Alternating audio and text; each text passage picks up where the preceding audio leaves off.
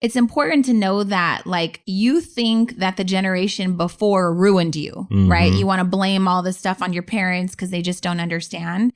And then it's important to know that as you get to a certain age of wisdom and experience in life, you begin to then think that the generation after you is ruining everything that you worked so hard to build. Welcome to the Push Podcast. Why push? Because a nudge is just too friendly. And friend, we're here to help you get your shit together. I'm Eddie. And I'm Janelle. And we're the Copelands. We've got 3 daughters, 2 businesses, a mortgage, and lots of responsibilities. So just like you, we're struggling to find that perfect balance of ambitious go-getter hustle while still staying present, loving our kids, and working on our relationship. And doing the laundry, going to the grocery store. Oh, and don't forget being mindful. Yeah, all of the stuff. So if you're juggling all the things, but you're also trying to get to the next level, guess what? You're in the right place. So get ready to be pushed. Hello, hello, hello. Welcome back to the Push Podcast. What?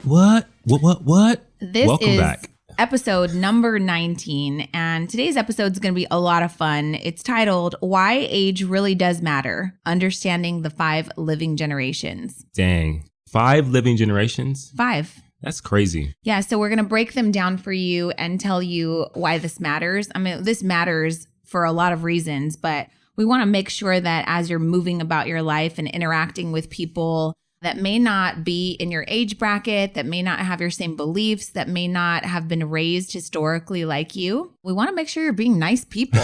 Yeah, not only that, I think there's a lot to be learned from the different generations. There's different things that each generation has gone through, that has experienced, that has shaped the way they see the world. And paved the way for you. Yeah, and I think there's times where we either ignore or we basically denounce or maybe even sometimes judge and make people feel like, hey, your generation is worthless. Right, or you're done. Yeah. You're out of here. And so I think that if you have parents, if you have grandparents, if you have people you work with. If you have children, you need to listen to this episode. Absolutely. So let's dive in really quick. So we are Gen Xers, just in case you didn't know. We MTV are from generation. Gen X. I'm sorry, what'd you say? MTV. MTV. I thought you said ATV. Okay. We are children of boomers. Are you going to chime in? I felt like you had a jingle every time. No. We are siblings to millennials. Mm-hmm. We are grandchildren to the silent generation. Yeah. And parents of Gen Zers. And we are also employers and leaders of millennials and Gen Zers. And in some cases, boomers. In some cases, boomers. Yeah. Yeah. There was a silent, and I got to tell you, I hate the term silent. Like when I first heard it, I was like, are we calling them silent because they're old and they shouldn't have a voice?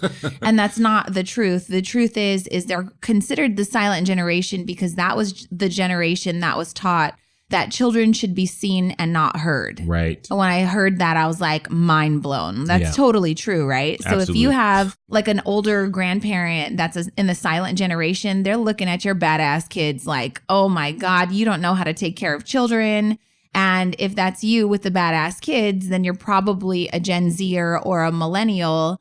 And you are super into parenting way different than your silent generation grandparents, right? Yeah. Yeah. And I think that when you see silent generation people that are obviously still healthy and doing really well, you can see some of those values still come out. Like they just don't understand why your kids can have a back and forth conversation with you. Why is about that things. kid talking to you? Why is it breathing? Right. Why is it on that iPad so much, right? So before we dive in, though, we definitely want to take some time. In episode number 17, we asked you guys to leave us some rates or reviews. Let us know if we're serving you properly, if you're excited, if you love the podcast. This helps us get better at serving you. It helps us connect with you better, and it helps us find guests, which we're going to talk about in the upcoming episodes, but find guests, find topics, just things to help you push through life. So we want to shout them out really quick. First winner of a Pusher t-shirt is going to be for Lisa Shepard. She's the owner of Sweet Addictions Bakery in Georgia. She's a Georgia peach. She said, the Push Podcast is really for everyone. If you're looking to grow and get your life in order, Janelle and Eddie are the ones to guide you. Super thankful for that. She said, what sets this podcast apart aside from Eddie and Janelle, is that they will give you lots of tools to get unstuck. I love that, right? Yeah. Next is SX Hulk, which is Sato. Yeah, shout out to Sato. Yeah, he's one of Eddie's coworkers. He's a mountain of a employees. man if you ever seen him. So I love guy. Sato. He said, I was sharing this tonight with Eddie, probably at work. My 9-year-old son decided to give out personal info online, and I confronted him about it. And he lied, that little bastard. Just kidding. And he said, so I confronted him. I was ready to sasa him. If you guys are Samoan, that's spanking. And Eddie has been talking about sasas lately. And so, Sato, thank you for that. Well, because I heard Jessica saying that to Lil Logan. Right. He was acting up. She's like, you want me to sasa you? So he said, I appreciate the Push podcast. It hits home. And I love the Copeland. So alofa. Thank you so much. Next is iCandy426. My friend Rachel recommended this podcast, and I love her even more. You guys give the gift of the Push podcast, please.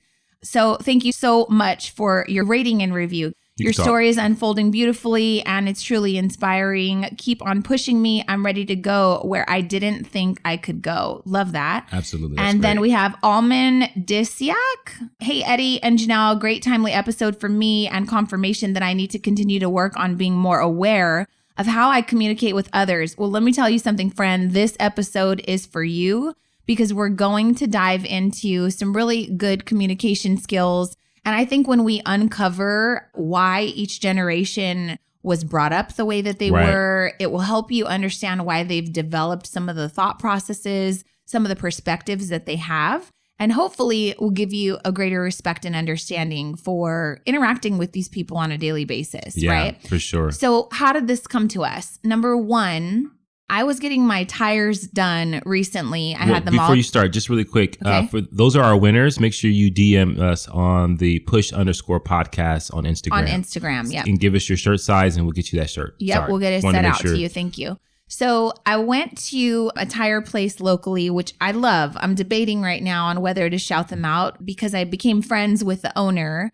But his father, protect the names, who is the a innocent. silent, originally owned the tire place. Right. So his son, who's a Gen Xer like us, now kind of slid in and it's his place. Only thing is his dad works there on Thursdays. So I had an issue with one of my tires. I've been going to this place, you guys, for a decade. They give amazing customer service. I always tip the tire guys. I bring them cupcakes. I send everyone to this tire place. I feel like it's going to slip and come out. And I feel like I should tell them. So anyways, I go and one day it happens to be a Thursday and I get the daddy owner, the senior, the silent.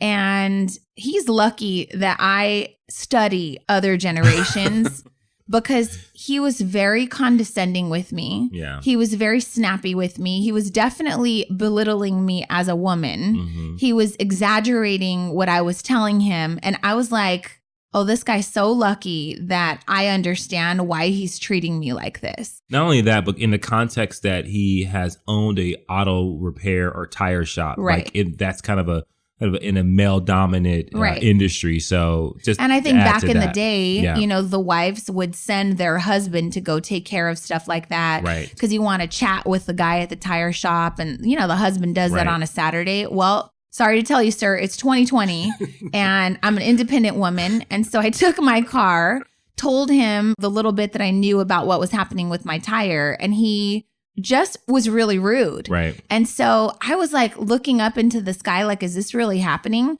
Well, his son luckily was there, saw, and then he kind of handed it off over to him. And I told his son, I said, I just want to tell you, that must be your dad. And he said, yeah, it is. I said, he's lucky that I understand his perspective and why he's treating me like this, but most customers are not. And so that's kind of the point of this episode. Lastly, I want to tell you, when you walk into our home, one of the first things you see is this beautiful frame, and it's got 5 generations of the women in my family. So it starts with my great grandmother, Jean Fiji, which was born February 4th, 1925. That would make her 95 years old, but she passed away in 2008 when she was 83. When she was living up until 2008, we had 5 generations. So it was my great-grandmother, my grandmother, my mother, me, and Jordan. And so it's a beautiful frame. I'm going to share it with you guys to see. This is important on so many different levels because if you're leading millennials or Gen Zers and you're constantly complaining about how the newer generation doesn't have good work ethic, or if you're Gen Zers like our kids, you might have listened to that episode. They feel like boomers are a little out of tune sometimes, and they say things that are inappropriate. I will say, as I get older, I care less. Well, don't you agree? Yeah, I think that you get to a place where you are starting to step into like who you are, and you just kind of start accepting. You kind of start narrowing like your tolerance for certain things. Like you just kind of say, one, you don't care about what people think less. As you get older, you care less about what people think. And then you also start to think longer, and your experience is like you realize what's important and what's not. Yeah. And so it's a part of it is good, and a part of it could be too much, where you start to think the way you live life is the right way to live life. Right. Like the gentleman at the tire place. Mm-hmm. He's been living a life a certain way. He's had communication and relationships with women a very specific way for 60 years. Right. Right. And you coming in as alpha woman, wanting to, be independent. And he's like, you're like an alien. Yeah. Like, I don't talk to aliens. And so